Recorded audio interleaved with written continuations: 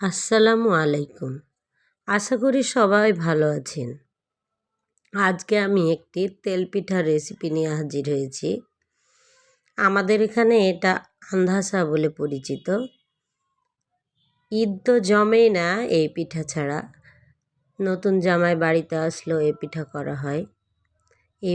এই পিঠা তৈরির জন্য আমি 2 কাপ চালের আটা নিয়ে নিয়েছি। আর নিয়েছি 1 কাপ ময়দা।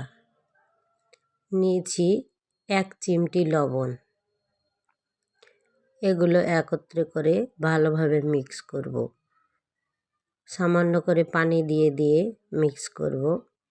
মনে রাখতে হবে যতটুকু পানি লাগবে, পানি প্রয়োজন আমার ডোটা তৈরির জন্য, শক্ত একটা ডো তৈরি করতে হবে, ততটুকুই পানি দিতে হবে।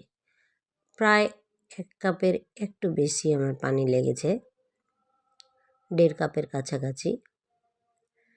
তো আমি আটা যতটুকু দিব তার অর্ধেক পরিমাণ চিনি দেব। আমি গমের আটা এবং চালের আটা মিলিয়ে 3 কাপ নিয়েছি, এজন্য নিয়ে নিব 1.5 কাপ চিনি।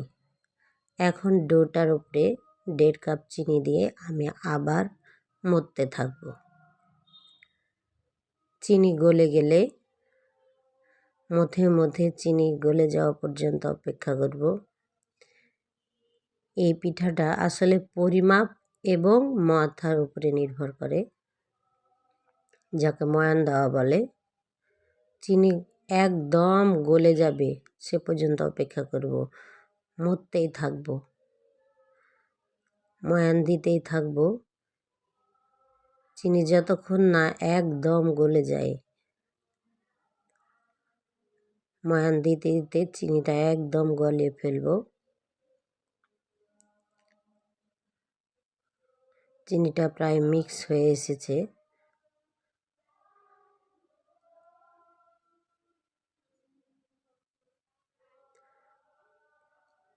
চিনি প্রায় গলে গেছে। এখন আমরা আটার ঘনত্বটা দেখে নেব। ব্যাটারের ঘনত্ব বেশি মনে হলে সামান্য করে পানি মিক্স করতে হবে। তবে এই পিঠায় স্বাদ বাড়ানোর জন্য অনেকে নারকেল দেয়, দুধ দেয়, খেজুরের গুড় দেয়। সেটা আপনার ইচ্ছা মতো আপনি দিতে পারেন।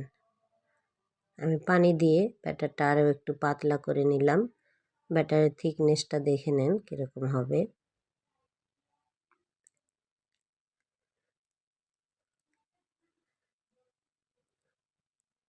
এবার একটা সাইডে রেখে দিয়ে আমি কড়াইয়ে তেল নিয়ে নিয়েছি পর্যাপ্ত পরিমাণ।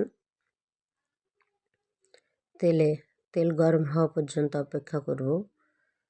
তেল গরম হয়েছে কি না একটু আটা দিয়ে পরীক্ষা করে নেব।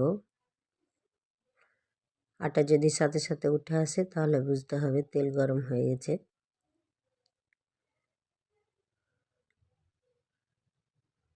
এই যে তেল গরম হয়ে গেছে। এখন আমি একে একে একটা ডাল তুলা চামচ, গোল ধরনের চামচ নেব। তাতে করে 1 চামচ করে ব্যাটার দিতে থাকবো।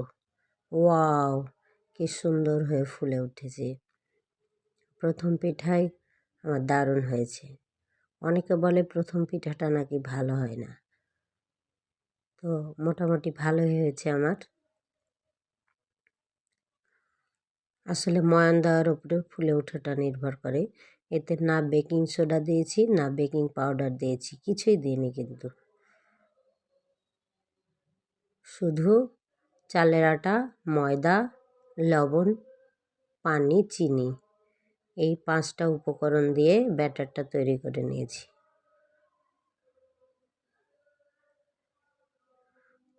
আশা করছি আপনারা বুঝতে পেরেছেন কত সহজ এই রেসিপিটা। অনেকে অনেকভাবে দেখায়।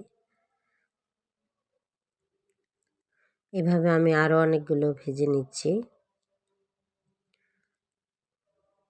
দেখেই মজা লাগছে, তেলে দেওয়া মাত্রই ফুলে উঠছে।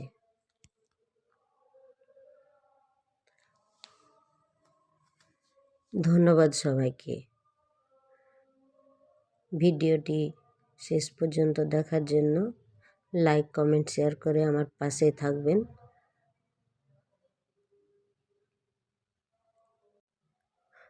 আমি আপনাদের একটা ভেঙে দেখাচ্ছি ভেতরটা ঠিক কেমন হয়েছে।